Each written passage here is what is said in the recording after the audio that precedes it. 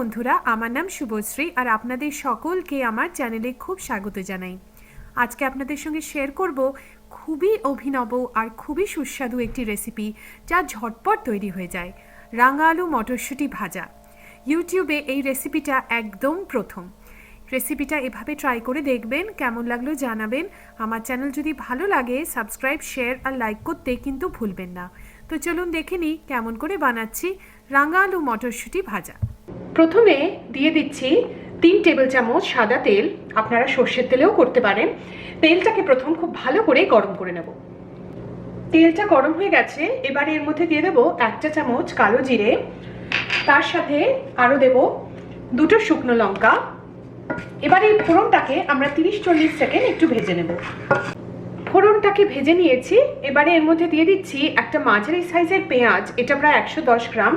আমি লম্বা লম্বা করে কেটে নিয়েছি, পেঁয়াজটাকে দিয়ে দিলাম।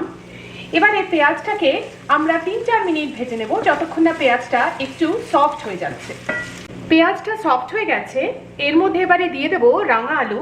আমি রাঙা আলুগুলোকে এরকম ছোট ছোট লম্বা লম্বা সরু সরু করে কেটে নিয়েছি, তাড়াতাড়ি যাতে সেদ্ধ হয়ে যায়। আপনারা আপনাদের পছন্দের শেপে কাটতে পারেন। এখানে আমি টোটাল 550 গ্রাম রাঙা আলু নিয়েছি। এবারে রাঙা আলুটাকে আমি দিয়ে দিচ্ছি। এবারে আমরা রাঙা আলু আর পেঁয়াজটাকে একসাথে ভেজে নেব, যতক্ষণ না পেঁয়াজটা ক্যারামেলাইজ হয়ে একদম লালচে হয়ে যাচ্ছে। এভাবে রাঙা আলুটা পেঁয়াজের সঙ্গে ভাজলে এই রাঙা আলু মটরশুঁটি ভাজাতে একটা দারুণ টেস্ট আসে।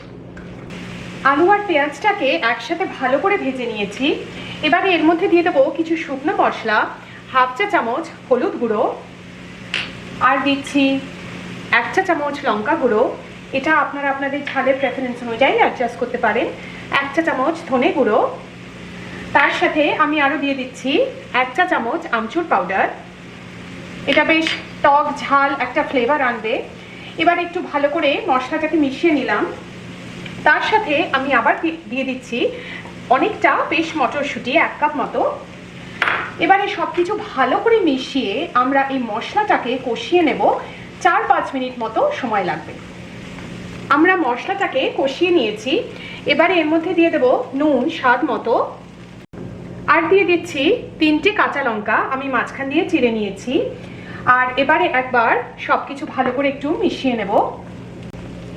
এবারে একটা ঢাকা দিয়ে মিডিয়াম লো আছে আমরা রাঙা আলুটাকে সেদ্ধ হতে দেব। প্রত্যেক 2-3 মিনিট অন্তর অন্তর ঢাকাটাকে খুলে সবকিছু একটু নাড়িয়ে দেবেন, যাতে তলায় না লেগে যায়। রাঙা আলুগুলো সব সেদ্ধ হয়ে গেছে। রাঙা আলু সেদ্ধ হতে বেশি সময় লাগে না, চটপট হয়ে যায়। সব শেষে আমি দিয়ে দিচ্ছি 1 চা চামচ কসুরি মেথি, আমি হাতের মধ্যে একটু ক্রাশ করে দিয়ে দিচ্ছি। এটা অপশনাল, আপনাদের কসুরি মেথির ফ্লেভার না পছন্দ হলে আপনারা স্কিপ করতে পারেন। আমাদের রাঙা আলু মটরশুঁটি ভাজা একদম তৈরি। খুবই ইউনিক রেসিপি, ইউটিউবে এই রেসিপিটা আর আপনারা পাবেন না। এভাবে রেসিপিটা ট্রাই করে দেখবেন আর কেমন লাগলো জানাবেন। আমার চ্যানেল দেখার জন্য আপনাদের অনেক অনেক ধন্যবাদ।